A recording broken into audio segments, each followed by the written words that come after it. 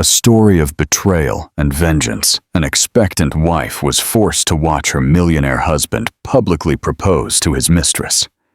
Years later, she had the last word. In a quiet suburban neighborhood outside of Dallas, a woman named Avery walked into the lavish lobby of an upscale hotel suite. Sweat beaded her brow, not from the Texas heat, but from the painful shock that gripped her soul. She was 7 months pregnant. Her body was already weary from the life growing inside her. Yet tonight, instead of celebrating the miracle of new beginnings, she would be a witness to unimaginable betrayal. On the other side of the room was her husband, Blake, a rose in his hand, gazing adoringly into the eyes of another woman. In that moment, Avery realized her world was about to be shattered forever. Avery had grown up in a modest home on the outskirts of Dallas. Her parents taught her the value of hard work, empathy, and resilience. She was the oldest of 3, often stepping into the role of caretaker for her younger siblings. From an early age, Avery believed love was sacred, a lesson instilled by her mother, who always said that true devotion meant being there for someone through life's most painful trials. She carried this idealism into her adult relationships, seeking a partner who would share both burdens and joys with sincerity. Blake, in stark contrast, was the product of an entirely different world. He was born into a family of wealth and status. As an only child, Blake never lacked for material comforts. His parents, entrepreneurs who owned several successful auto dealerships, ensured he had the best education and upbringing money could buy. In high school, his friends jokingly called him the Prince, and though he often shrugged off the moniker, a part of him reveled in the attention. When he went to a prestigious private university, he carried that sense of entitlement with him, believing that most things in life were his for the taking. Their paths converged on a fortuitous night at a charity event, benefiting the pediatric unit of Mount Sinai Hospital. Avery had volunteered to help organize the raffle. She was busy handing out tickets when Blake walked in, wearing a tailored navy suit and exuding confidence. For a moment, she felt in awe of his pristine appearance and the easy charm with which he greeted everyone. He noticed her too, her kind eyes, the subtle curls of her hair framing her face, and the way she lit up when speaking about charitable causes. Intrigued, Blake made his way to her booth, introduced himself, and asked her a few questions about the hospital's fundraising goals. As the night went on, he found himself drawn to Avery's genuine concern for others. She was not dazzled by his wealth or family background. Instead, she engaged him in a profound conversation about healthcare reforms, the needs of underprivileged children, and how ordinary citizens could foster real change in their communities. When Blake offered to buy more raffle tickets than anyone, Avery laughed softly, telling him to save his money for future charitable ventures and not to treat the donation as a game to be won. Her gentle chiding ignited a fire inside him. He realized she was unlike any woman he had ever met, down to earth, sincere, and uninterested in superficial gestures. When the event ended, he was determined not to lose her. He asked for her phone number in the most polite way he could, and Avery, who felt an undeniable spark, graciously gave it to him. Their courtship was swift but intense. Blake showered Avery with thoughtful gifts, but he also showed a genuine interest in her world. He visited her small apartment, met her siblings, and even helped her mom grocery shop. Avery, in turn, offered him a refuge from the high-pressure demands of his family's empire. She listened patiently as he vented about corporate meetings and reminded him of the important things in life: love, connection, and empathy. 4 months into dating, Blake proposed to her in front of the iconic Reunion Tower, overlooking the glittering Dallas skyline. Avery was stunned. They had known each other for such a short time, yet she felt in her heart that their bond was real and meaningful. With tears of joy streaming down her face, she said yes.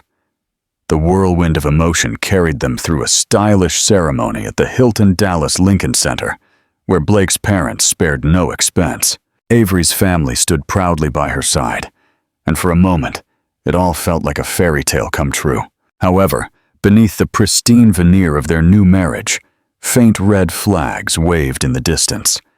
Blake's temper would flare when things didn't go his way, and he had an unsettling tendency to treat his successes, and by extension, their marriage, as trophies that proved his worth. Avery, ever the optimist, dismissed these warning signs. She believed in the vows they had exchanged, to love, honor, and cherish each other. In her mind, these small imperfections were bumps in the road that love and mutual respect could smooth over. For a time, it appeared their union was an unbreakable fortress. Their families intertwined, and Avery grew close to Blake's parents, who began to see her as the stabilizing influence their son needed. She was welcomed into the high society gatherings of Dallas, adapting to the circles Blake had long navigated. It wasn't the lifestyle she had ever envisioned, but she embraced it because it came with him, her husband, and the future father of their future children. And though she couldn't yet imagine how drastically life would change, she held on to the hope that love would guide them both. In the first few months of her marriage, Avery truly believed she had found her forever partner. Even as she occasionally witnessed Blake's impatience with waiters at restaurants, or the way he would snap at his subordinates in the family business, she convinced herself his stress levels were simply too high. She assumed his short temper was a product of the pressure he felt, now that he was being groomed to expand the dealership brand nationwide. Still, a small voice in the back of her mind whispered that something wasn't quite right. She noticed the first real sign when Blake started coming home much later than usual from work. Previously, if a business meeting or emergency demanded his attention, he would call or text to let her know he might be late. But in these weeks, he sometimes didn't even bother to inform her, slipping in the door at midnight with vague excuses about last-minute deals and dinners that ran longer than expected. Avery tried to be understanding, but whenever she asked for details, Blake would become evasive, changing the subject or dismissing her concerns. Worse, Blake's phone suddenly became off-limits. Avery had never been one to snoop through her partner's devices. She believed wholeheartedly in boundaries and privacy. But his behavior shifted from leaving his phone casually around the house to clutching it, as if it were a precious relic. He would place it face down on counters and even take it with him when he showered. One night, as they were getting ready for bed, he received a text. Avery jokingly asked who it was, and the look he gave her, cold and guarded, sent a chill down her spine. He mumbled something about work stuff and walked off. The changes in Blake didn't end there. For years, he had always been eager for her physical closeness. All of a sudden, his passion waned. He avoided nightly intimacy, claiming exhaustion from his demanding job. Avery tried different approaches, planning a romantic dinner, surprising him with small gifts, or suggesting weekend getaways. Each effort was met with lukewarm acceptance at best. When she gently confronted him about her worries, he dismissed it all as paranoia. He patted her arm and said, "I love you, Avery. You're overthinking," before quickly shifting the conversation to something else. Avery's suspicions heightened when they attended a gala in support of the Dallas Children's Foundation. Blake spent most of the night on the opposite end of the ballroom, mingling with business associates. Avery, left to her own devices, floated among acquaintances, making polite conversation.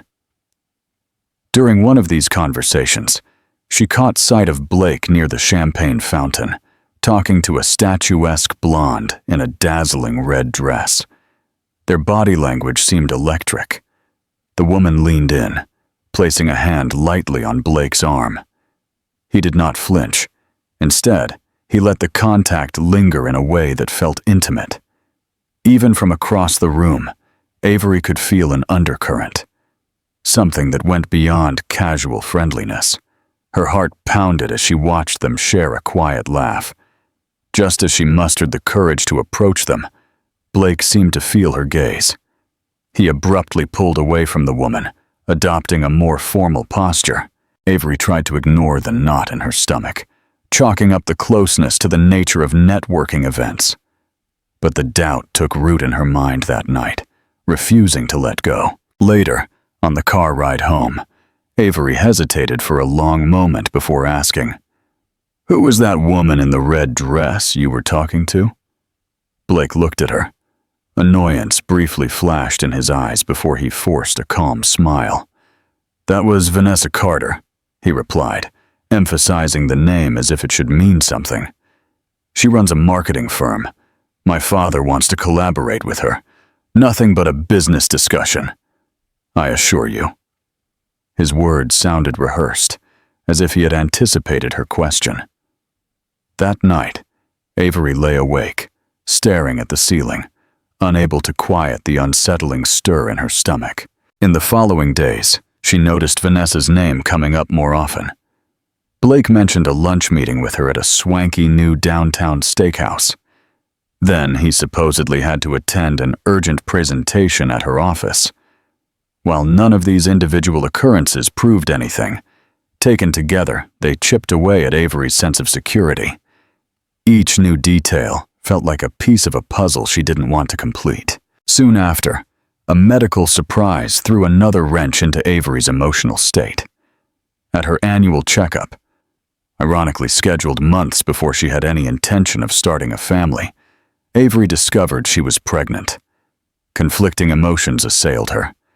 She was thrilled, for motherhood had always been a cherished dream. But the timing felt precarious. Her marriage was on shaky ground, and Blake's recent behavior left her worried about how he would react to this life-changing news. She considered telling him immediately, but a quiet fear held her back. What if this pregnancy drove him further away?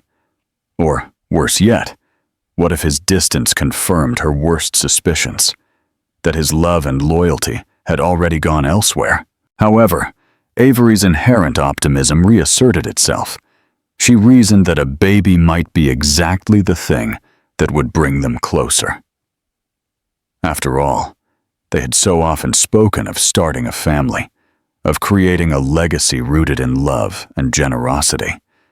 Perhaps Blake was just overwhelmed by his new responsibilities in the family business and the excitement of networking in the competitive Dallas scene. She wanted to believe that once he knew about the baby, everything would fall back into place, like a painting that had become crooked, but just needed a gentle readjustment.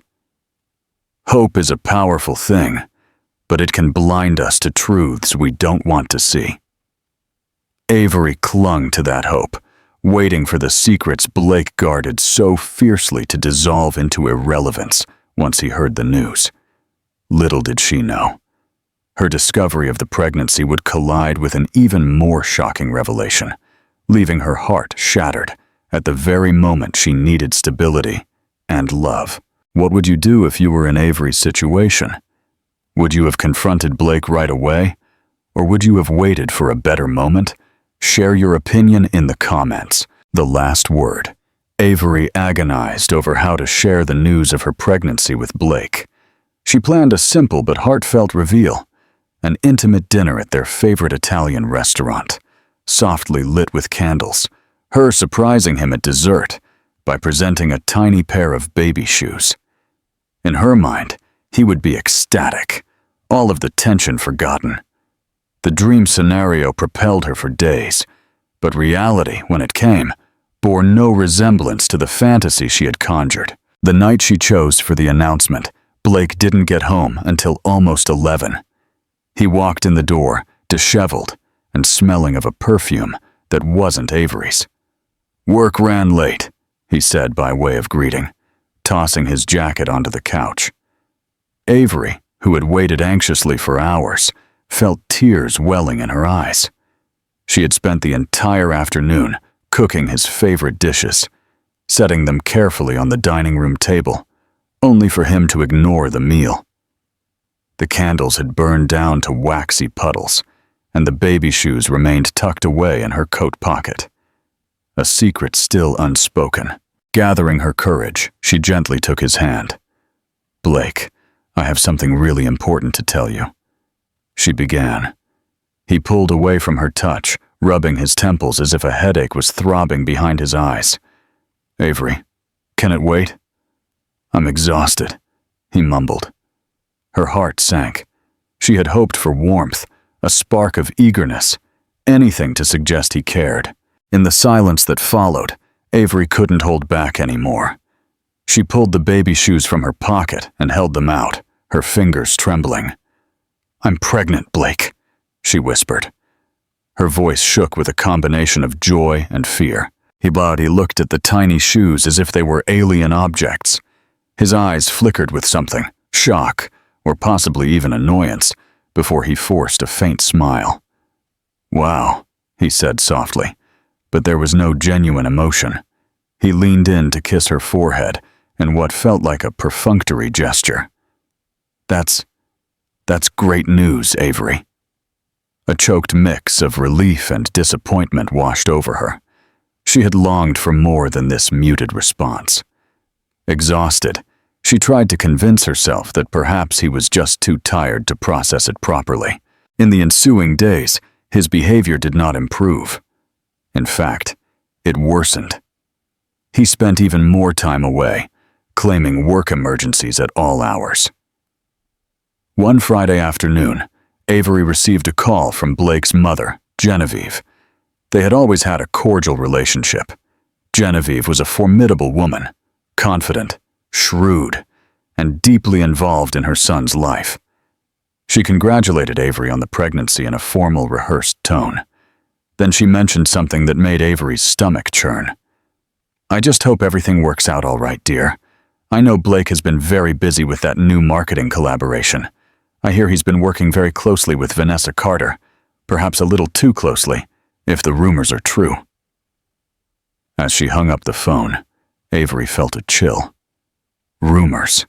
She wanted to ignore them, but the pieces were beginning to fit together. The late nights, the secret phone calls, the sudden appearance of Vanessa Carter in almost every conversation about work, it all pointed to an affair. A wave of nausea swept over her, and she ran to the bathroom, throwing up not just from pregnancy morning sickness, but from the rising dread in her heart. That same night, she gathered the courage to confront Blake directly. When he finally got home, hours after dinner had grown cold, she stood in front of him in the living room, blocking his path. "I need you to be honest with me," she said, her voice shaky but resolute. "Are you having an affair with Vanessa Carter?" For a fleeting second, guilt flashed in his eyes. Then his face hardened into a mask of indignation. "You're being ridiculous," he snapped. "She's a professional contact. You know my father has big plans for the business expansion, and I have to work closely with marketing experts. Why would you even ask a thing like that?" Avery refused to back down. She stood her ground. "Because you're never home anymore. Because your phone is always hidden. Because you smell like someone else's perfume. Because your own mother alluded to rumors." She took a shaky breath, tears glistening in her eyes. "Blake, I'm pregnant with your child. If something is going on, I deserve to know." Blake's jaw tightened, and he let out a loud sigh. For a moment, Avery thought he might come clean. Instead, he turned the tables on her. "Do you think being pregnant gives you the right to interrogate me like this? You're stressed and you're overreacting. I've told you it's work." The anger in his voice hurt her, and she saw no trace of empathy or comfort. He brushed past her and headed to the bedroom, leaving Avery alone, tears streaming down her cheeks. In the following weeks, the chasm between them widened into an immense gulf. Avery wrestled silently with her suspicions, noticing every subtle detail. Blake's phone buzzing late at night, the hushed conversations he would have when she left the room, and the repeated mention of marketing plans that required Vanessa's expertise. Avery felt sick with worry for herself and the life growing inside her. She still held on to a thin hope that maybe she was wrong, or that if Blake was straying, he might confess and try to make things right. Then, one Saturday afternoon, Avery made a decision she never imagined resorting to. She followed him. He had left the house in casual clothes, saying he had to meet with a client. Avery got into her own car a few minutes later, adrenaline coursing through her veins. She followed him through Dallas traffic to a luxury condominium complex near the Arts District, trying to remain unnoticed. She parked a short distance away and watched him enter the building. About 15 minutes later, she watched him walk out onto a fifth-floor balcony with Vanessa. Their body language was impossible to misread. He wrapped his arms around her waist, pulling her close. She laughed, resting her head against his chest, her hand resting on his heart. The scene drove the final nail into Avery's hopes. She snapped a few photos on her phone. Tears blurred her vision. Her heart pounded so hard she could feel it in her ears. She felt a strange mix of heartbreak, rage, and relief. Heartbreak because her marriage was crumbling. Rage because he would betray her while she was carrying his child. And relief because she now had irrefutable proof. No more doubts, no more illusions. The truth was laid bare. Blake was unfaithful, and Vanessa was the other woman. Avery sped away, her mind a whirl, sobs catching in her throat, even though she wanted answers. She couldn't confront him then. Her heartbreak was too raw. Later, in the empty silence of their home, she stared at the photos on her phone, realizing that everything was about to change. The foundations of her life were crumbling, but she told herself she had to stay strong, if not for her own sake, then for the child growing inside her. The next confrontation she had with Blake would be final. There was no going back from the revelations that would soon rock both their worlds. What do you think Avery should have done after taking those photos? Should she have confronted Blake immediately, or was waiting for the right moment a better move? Share your thoughts in the comments. The beginning of a new life. Days passed, filled with an uneasy calm in the house. Avery waited for the right moment to confront Blake with the photographic evidence. She sensed he was on edge too, as if he could feel the tension brewing beneath her silence. Then, one evening, he informed her, without a hint of apology, that he needed her to accompany him to an important business function at a private estate, just outside of Dallas. The thought of walking into a room where Vanessa might be present made Avery's stomach churn, but something about Blake's tone felt forcefully insistent, almost threatening. Mustering her courage, she agreed, knowing she had her own plan. She wanted the truth to come out, and perhaps a confrontation in a public setting would prevent Blake from resorting to manipulation or outright denial. The event was scheduled for the weekend, giving Avery just enough time to prepare mentally. However, she could never have predicted how far Blake would go to humiliate her. The estate was a grand mansion, owned by one of Blake's business partners. Avery arrived on his arm, her heart thumping hard. She wore a flowing dress that accommodated her pregnant belly. Under the bright lights of the chandeliered lobby, she saw familiar faces from Dallas high society, along with a group of younger executives she didn't recognize. And then there was Vanessa, radiant in a shimmering silver cocktail dress that hugged her every curve. She stood near the bar, sipping champagne. Her eyes immediately locked on Blake. Avery's pulse quickened with anger. At first, the night proceeded like any formal gathering. Polite conversation, a luxurious buffet, and soft, instrumental music in the background. But Avery could feel that something was wrong.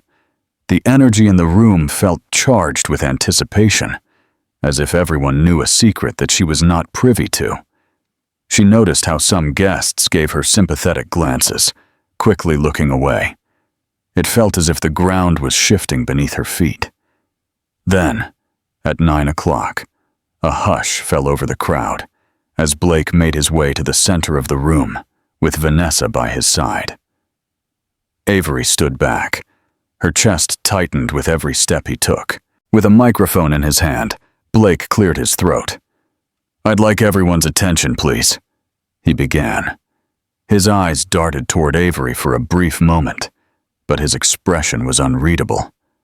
"As many of you know," he continued, "I've been working on expanding my family's business into new markets.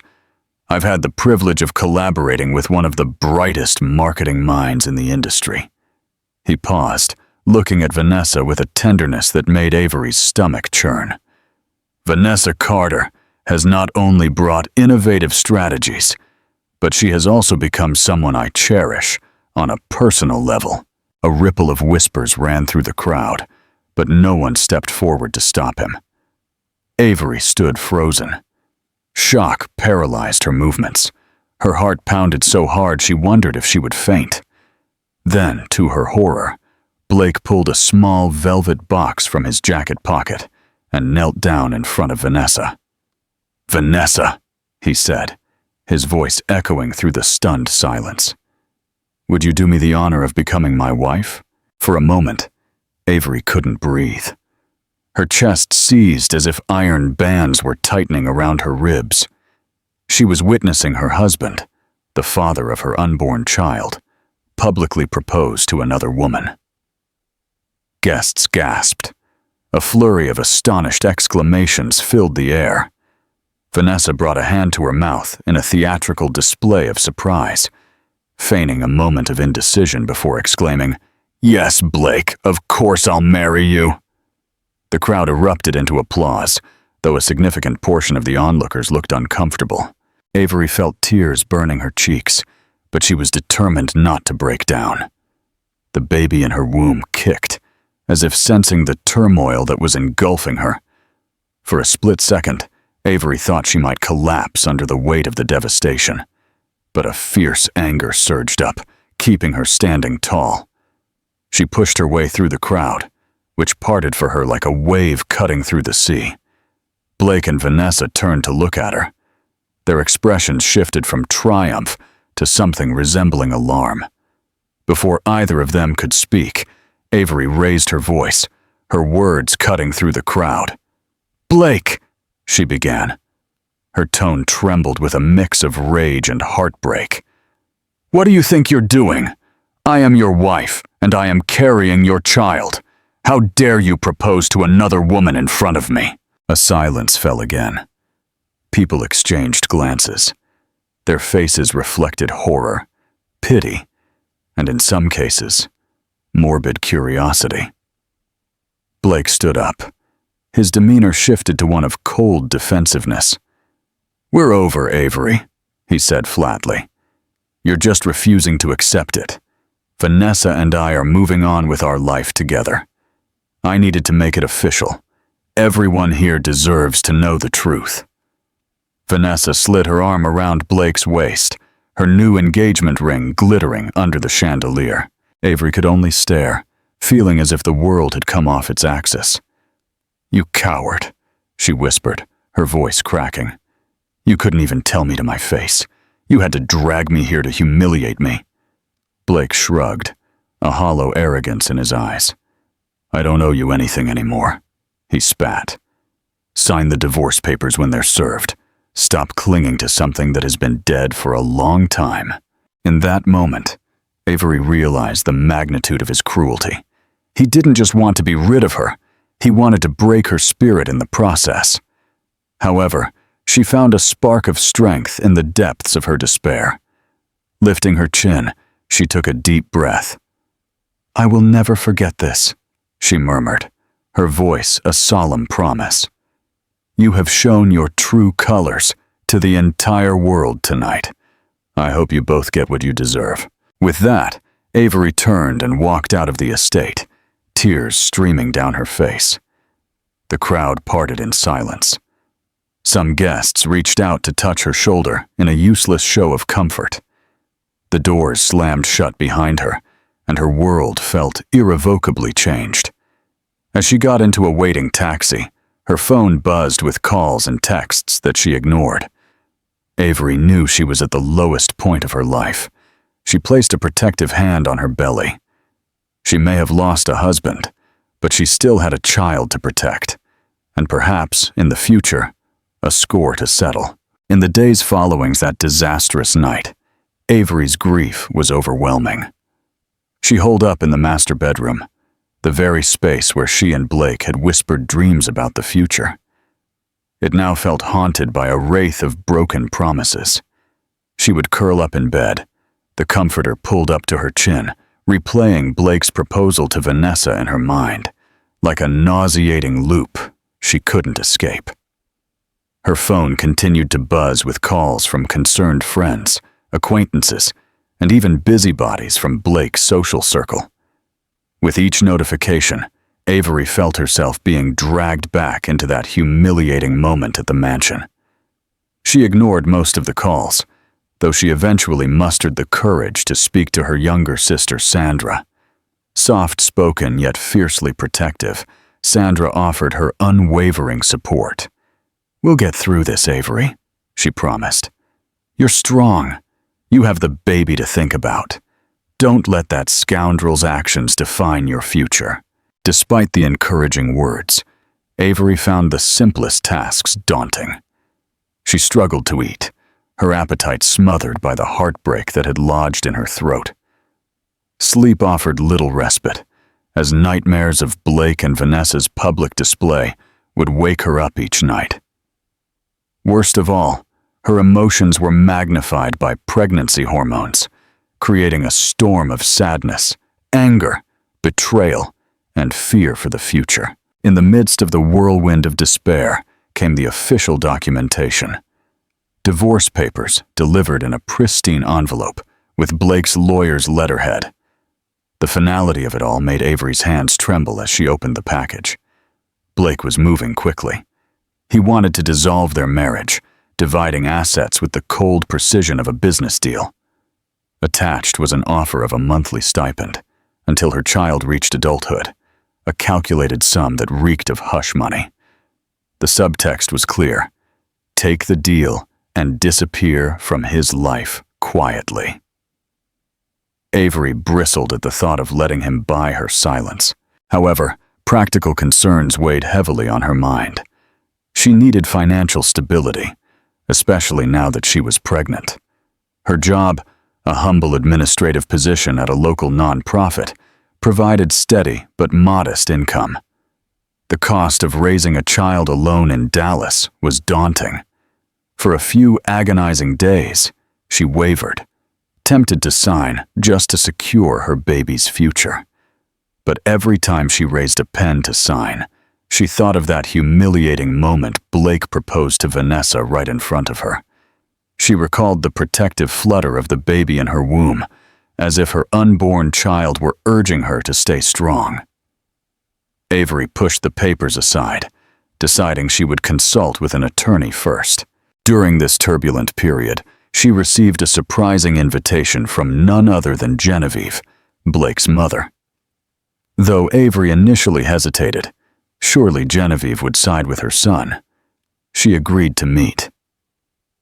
Sensing a hint of compassion in the older woman's voice, they arranged to meet at a quiet cafe in downtown Dallas. Upon arrival, Genevieve appeared strained and older than Avery remembered. Her expensive jewelry did not disguise the distress etched on her face. "Avery," Genevieve said softly, reaching across the table to squeeze her hand. "I am so very sorry for what Blake has done. I never raised him to behave that way." Tears welled in her eyes, and Avery felt her own well up in response. "I want you to know you will always be family to me, and I am here if you need anything." Despite her pain, Avery felt touched by the gesture. She didn't know how genuine it was. Perhaps Genevieve was attempting damage control. Still, she felt a flicker of relief that at least someone acknowledged the cruelty she had endured. "Thank you," Avery whispered. "I appreciate your kindness. While I'm not sure where we stand now, I don't want to cause any trouble." Genevieve nodded solemnly. "I understand, but please, keep me in the loop about the baby. I want to be a part of my grandchild's life, no matter what. And if you need a good lawyer, I can recommend one who is not tied to the family. Someone who will protect your interests." The meeting ended with a hug, and Genevieve handed Avery a business card with the name of a reputable divorce attorney. Avery left with mixed feelings. On one hand, she felt some comfort in Genevieve's support. On the other, she couldn't shake the question. Why hadn't Genevieve intervened sooner? Returning to her empty home, Avery looked at herself in the mirror for a long time. Her reflection showed tear-stained cheeks, dark circles under her eyes, and the gentle curve of her pregnant belly. In that moment, she made a decision. She would not allow the humiliation to define her or the life of her unborn child. Though the road ahead seemed arduous, she clung to a determination to emerge from this ordeal stronger. She picked up her phone, scrolling through the voice messages full of gossip until she found the number on the business card. With a steadying breath, she dialed the attorney's number, mentally preparing herself for a new battle. For her and her child, she would fight. Perhaps in time, she would even find a way to turn this devastation into a source of resilience. What would you do in Avery's place? Would you accept Blake's settlement offer, or would you hire an attorney and fight for more? Share your opinion in the comments. The new dawn in Avery's first meeting with attorney Rebecca Norris marked a pivotal moment in her fight for independence. Rebecca was a sharp-tongued woman with salt and pepper hair, dressed in a no-nonsense black blazer. Her eyes conveyed both intelligence and empathy, and Avery felt a sense of relief as she discussed the complexities of the divorce case. What Blake did is not only emotionally devastating, it's legally reprehensible, Rebecca stated calmly as she skimmed the documents Avery had brought. Publicly proposing to another person while still married, even if Texas's fault-based divorce laws aren't as punitive as some states, still presents a compelling picture of his misconduct. And that can work in our favor. A small spark of hope ignited in Avery. She had feared an uphill legal battle, envisioning Blake's expensive lawyers steamrolling her, but Rebecca's confidence gave her courage. Over the course of an hour, they mapped out a strategy that included fighting for a fair alimony, custody arrangements, and possibly even compensation for emotional distress. Rebecca made it clear that Avery's reluctance to sign Blake's hush money settlement was a wise decision, as accepting it without negotiation could have left her in a less favorable position. Beyond the legal realm, Avery began to focus on her emotional and financial stability. She realized that the nonprofit job, while rewarding, might not be enough to sustain her and her child in the long run. Swallowing her pride, she updated her resume and began applying for positions at larger organizations, hoping to find a role that offered better benefits and a more substantial salary. The process was not quick or easy. She sent out dozens of applications, went on interviews that sometimes went nowhere, and dealt with bouts of morning sickness in between. During this phase, she sought refuge in the support of her sister Sandra. Sandra would often come over to cook healthy meals, ensuring Avery got proper nutrition for the pregnancy. She also accompanied Avery to doctor's appointments at Mount Sinai Hospital, where Avery felt her resolve strengthen each time she heard her baby's heartbeat on the ultrasound. She discovered small moments of joy, such as finding out she was expecting a girl. That milestone brought her to tears, reminding her that in the midst of the darkness was a precious ray of light. As her belly grew, so did her determination. She confided in a close friend, Rachel, who worked at a tech startup in Dallas. Through this connection, Avery landed an interview for an administrative manager position.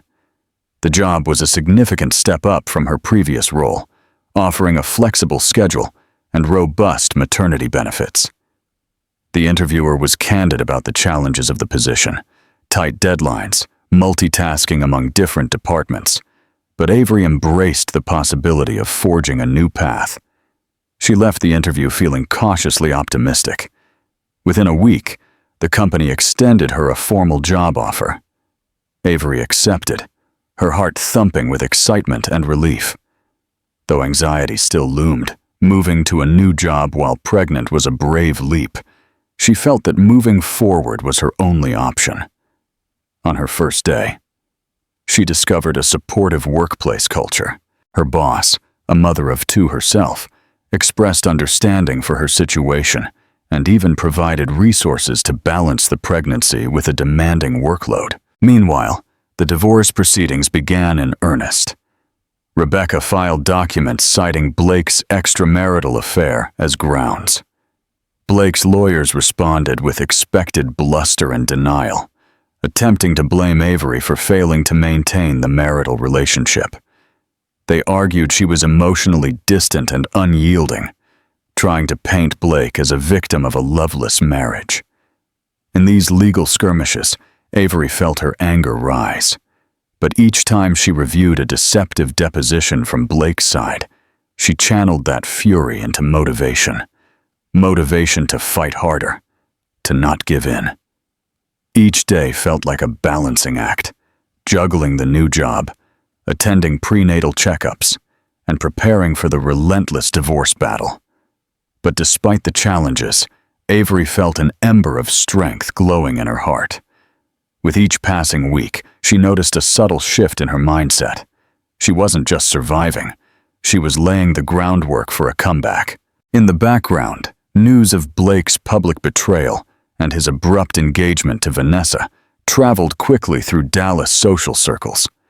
Some of Blake's old friends quietly reached out to Avery, expressing sympathy. Others distanced themselves from the drama, wanting to remain neutral. Avery learned to filter her social media accounts, blocking out negativity and focusing on constructive support. Through it all, she resisted the temptation to lash out publicly, trusting that her best response would be to live well and secure a stable future for her child. One evening, after a particularly exhausting day at work, Avery sank into her couch, phone in hand, reviewing work emails and messages from acquaintances. Then she came across an advertisement for a prenatal yoga class. Impulsively, she signed up, thinking it might help her cope with the stress. The first session felt awkward. She was surrounded by radiant pregnant women who all looked relaxed and at peace. However, as she moved through gentle poses, focusing on her breath and the life growing within her, a calm she hadn't felt in months washed over her. Avery walked out of that yoga studio, feeling not only physically looser, but mentally unburdened. She had discovered a healthy outlet for her anxiety, a sanctuary where she could reconnect with her body and her emotions. That night, she journaled about her aspirations for herself and her unborn daughter. She wrote about building a life filled with dignity, love, and resilience, one free from the shadows Blake had cast. Step by step, Avery was forging a path forward. Though the pain of the betrayal still ached, and the humiliating memories still haunted her dreams, she refused to be defined by the hurt. She chose to be defined by her determination, her growing skill set, her expanding circle of supportive friends, and the immense love she already felt for the child she was carrying. Little did she know that fate had more twists in store for her, twists that would finally lead her to an unexpected triumph, where karma would turn the wheel of justice in her favor. What do you think of Avery's journey so far? What do you think will happen next for her and Blake? Let me know your thoughts in the comments. The final reckoning. Blake and Vanessa wasted no time flaunting their romance. Weekly, photos of luxurious dinners, weekend getaways, and her glittering engagement ring appeared on social media. Publicly, they acted like a power couple destined for success. Privately, however, a very different story was unfolding. Marcus, Blake's father, could not ignore the scandal that erupted when Blake proposed to Vanessa in front of Avery.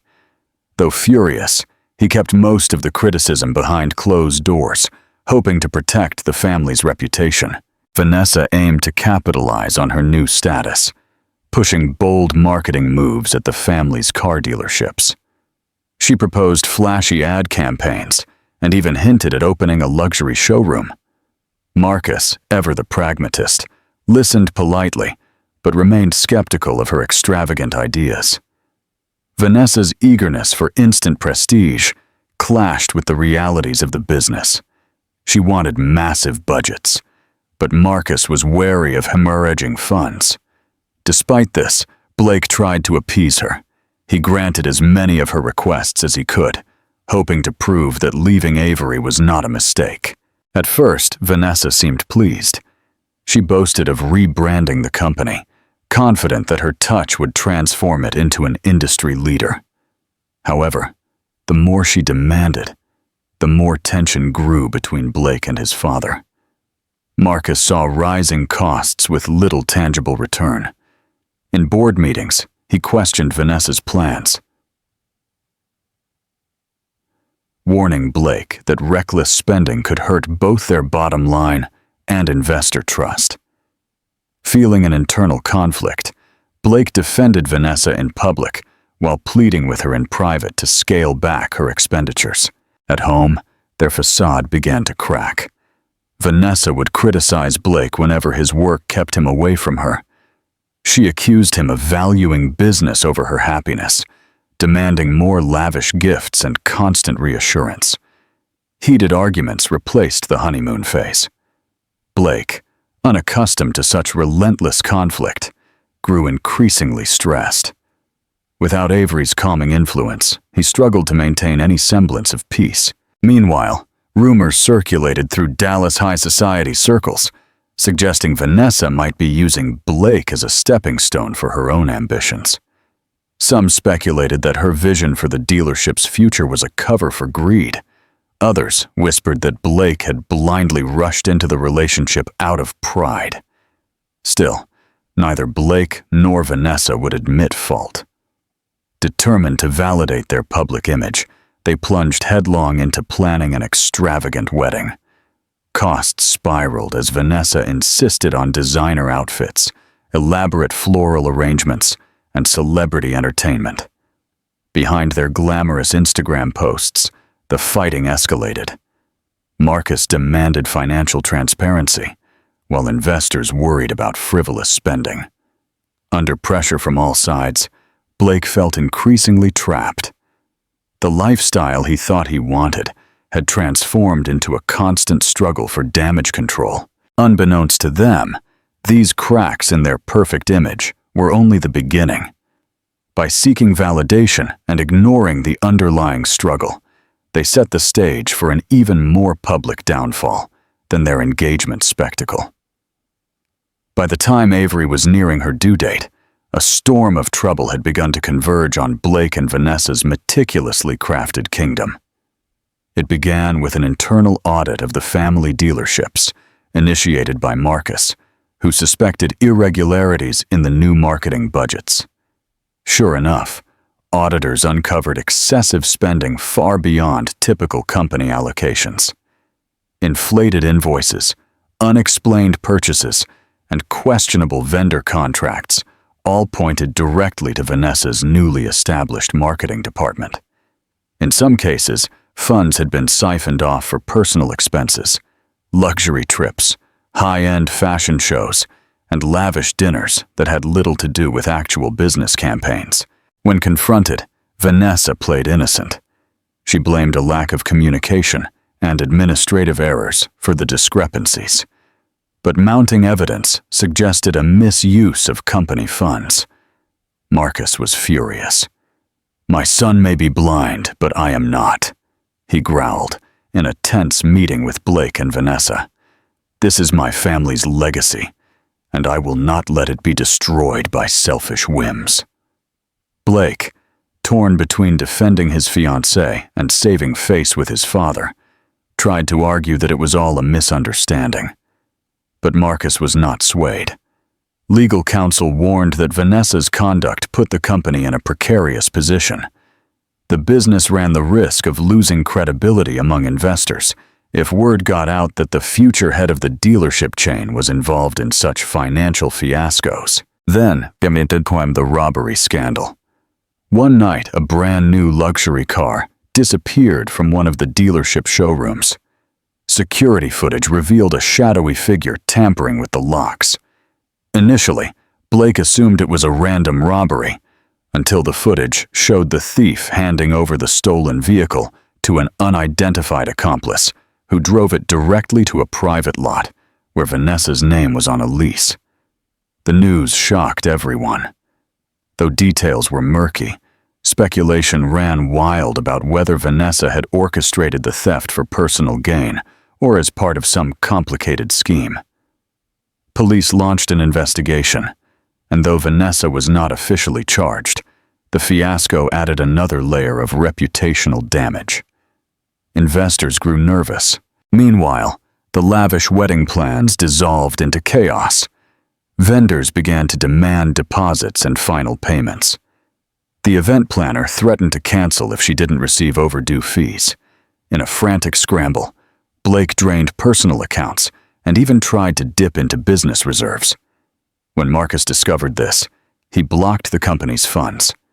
Furious arguments ensued between father and son, culminating with Marcus threatening to remove Blake from the business entirely if he couldn't get his fiancée under control. For Vanessa, the cracks in Blake's facade of endless wealth finally became visible. She lashed out at him, accusing him of misrepresenting his financial stability.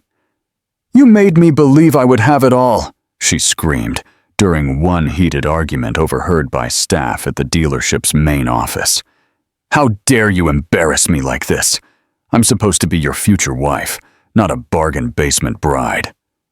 Blake, who had never been skilled at handling conflict without Avery's calming influence, also lost his temper. He hurled his own accusations, blaming Vanessa for greed and making impractical business decisions that threatened the entire family empire. Their fights became routine. The once luxurious condominium became filled with yelling and slammed doors. In a matter of months, their dream life had turned into a power struggle nightmare. Then, in a final twist of poetic justice, Vanessa herself was caught in a compromising situation. An incriminating set of text messages with a man rumored to be a venture capitalist. She had been courting him for new marketing contracts. Blake discovered them accidentally when he picked up her phone to read a text message from a vendor. What he found instead were flirtatious exchanges, references to secret meetings, and hints that she was willing to leave Blake if the right opportunities came along. Blake's world came crashing down, rage and betrayal washing over him. He confronted Vanessa, waving the phone in her face. "All this time I trusted you," he roared. "I defied my entire family. I left my own wife. And for what? So you could be plotting your next conquest?" Vanessa scoffed, rolling her eyes. "Don't be naive, Blake. I wouldn't have to look elsewhere if you had delivered on your promises. I'm not going to be tied to a sinking ship." A violent argument ensued, culminating with Vanessa storming out of the condominium with her belongings. The wedding was off. Furious, Blake demanded she return every penny she had siphoned from the dealership's budgets. But Vanessa laughed in his face, threatening to take him down with her if he made the embezzlement accusations public. She hinted that she had compromising information on Blake's business dealings, implying he wasn't entirely clean either. The confrontation left him reeling, unsure how to proceed without further scandal. Broken, humbled, and hundreds of thousands of dollars poorer, Blake found himself alone in the empty condominium, which now felt more like a tomb of shattered illusions. His father's threats to disinherit him loomed. The business empire, which he once thought he would undoubtedly inherit, was in a precarious situation, all because he had allowed his arrogance and lust to dictate his life choices.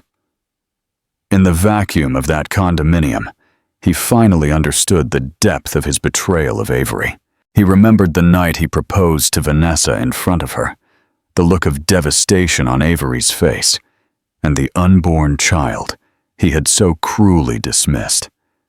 Blake realized with a nauseating clarity that he had lost everything: his reputation, his father's trust, and the one woman who had genuinely cared for him. The house of cards he built with Vanessa had tumbled down, and he was left standing in the rubble, waiting for karma's final, conclusive bell to toll. What do you think of Blake and Vanessa's downfall? Did they get what they deserved? Let me know your thoughts in the comments. The last word. As fate would have it, karma's final blow came at the same time Avery was welcoming a new life. She gave birth to a healthy baby girl named Aurora, a name she chose for its meaning. Dawn, symbolizing new beginnings and hope after a long, dark night. The labor was intense, lasting almost 18 hours, but Avery endured each contraction with fierce determination. By her side, Sandra offered unwavering support, holding her hand and wiping her brow. When Aurora finally let out her first cry, Avery broke down in tears of gratitude and overwhelming love. In the days following Aurora's birth, Avery felt a sense of peace and wholeness she hadn't known in a long time. She took her daughter home to a modest but comfortable apartment she had recently rented closer to her new workplace. The space was not luxurious by any means, but it was hers, and it felt safe. A few colleagues from her job at the tech startup visited with gifts, diapers, baby clothes, and even a crowd-funded basket of essentials. For the first time since her marriage fell apart, Avery saw a future filled with possibilities. Meanwhile, the divorce proceedings came to their final stage. Thanks to Rebecca's meticulous legal strategy, combined with Blake's very public affair and the disastrous consequences, Avery had the upper hand. Blake's lawyers tried a final round of intimidation tactics, questioning Avery's fitness as a mother, hinting she was financially unstable. But Rebecca dismantled every argument with evidence of Avery's steady employment and healthy living environment. Furthermore, the courts took into account the emotional distress and humiliating circumstances that led to the separation. By the time the final ruling was issued, Avery was granted full primary custody, and Blake was required to provide substantial child support. News came to Avery through mutual acquaintances that Blake's finances were in dire straits. Marcus had frozen his access to certain family funds, forcing Blake to rely on a modest salary and whatever personal savings he had left. He had moved out of the opulent condominium and was living in a smaller apartment near the dealership. Vanessa was long gone, and rumors suggested she had left Dallas altogether, possibly to avoid any legal repercussions from the embezzlement allegations. Some whispered that the venture capitalist she had been flirting with had also cut ties, leaving her with no soft place to land. One afternoon, a few weeks after the divorce was finalized, Avery was cradling Aurora when she heard a timid knock on her door. Looking through the peephole, she was shocked to see Blake there, disheveled, his shoulders slumped. Though her pulse quickened with a mix of anger and weariness, she opened the door a few inches, keeping the chain latch in place. "What are you doing here?" she asked. Her voice calm but firm. Blake exhaled, looking fragile, as if the weight of the world hung on his shoulders. "I came to see my daughter," he said quietly, "and to talk to you." Avery hesitated. Legally, He had visitation rights, though they were structured through a formal schedule. She considered slamming the door in his face, but a part of her remembered that Aurora, one day, might want to know her father. And so, after a moment of deliberation, Avery unhooked the door and allowed him to enter. The man who walked into her living room bore little resemblance to the arrogant husband who had humiliated her. His once confident air was replaced with a hollow sadness. He looked around the tidy space, the baby toys, and the warm sunlight streaming through the curtains. When his gaze fell on Aurora, asleep in Avery's arms, tears welled in his eyes. "She's beautiful," he whispered, sitting down when Avery motioned for him to. He waited, as if unsure whether Avery would allow him to hold the baby. After a few tense seconds, Avery carefully handed Aurora to him. With her maternal instincts on high alert, Blake cradled his daughter with a gentleness that surprised Avery. Tears slid down his cheeks as he gazed at her tiny features. "I'm sorry," he finally managed to say, looking at Avery. "For everything. For how I treated you, for humiliating you, for not being there during the pregnancy." Avery stood at a slight distance, her arms crossed. A part of her had dreamed of this moment, of Blake coming to his senses and apologizing, but hearing the words felt surreal. "I can't change what happened," she said, gently but without wavering. "And neither can you. Aurora is my priority now." Blake nodded, his expression a mix of regret and acceptance. He asked if there was any chance they could work things out, perhaps start over. Avery felt a surge of heartbreak and anger. "We are far past that point," she replied, her voice firm. "The divorce is finalized. You now have responsibilities as a father, and I expect you to honor them. But as for us, there is no going back." He didn't argue. Perhaps he was too broken to fight. He simply held Aurora for a moment longer. Then he gently handed her back. Before he left, Blake asked if he could come back to visit, following the proper schedule. Avery nodded, saying a brief but polite goodbye. After he was gone, she stood by the window, holding Aurora close. She looked down to see Blake walk away, his shoulders slumped, the vibrant swagger gone. The contrast between their two paths could not have been starker. Avery felt sadness for her daughter's father, but also a triumph that she had rebuilt her life without him, and would continue to do so. In a sense, she had already won the battle he had so brazenly provoked. She had found a new strength, a new love in her daughter, and a new confidence in herself. And that was how Avery got the last word, not by stooping to Blake's level of cruelty, but by living a life that radiated genuine hope and possibility. Revenge, if it could even be called that, resided in her peace of mind and the future she was forging. She was thriving, raising Aurora in a home filled with warmth and authenticity, while Blake faced the rubble of the empire he had almost inherited, isolated from the illusions that once fueled his arrogance. Indeed, karma had played its hand, and Avery had emerged with the greatest gift of all, a beautiful daughter and a life that was truly her own. What do you think of Avery's journey? What lesson do you think she learned? Tell me your thoughts in the comments, and don't forget to subscribe for more stories.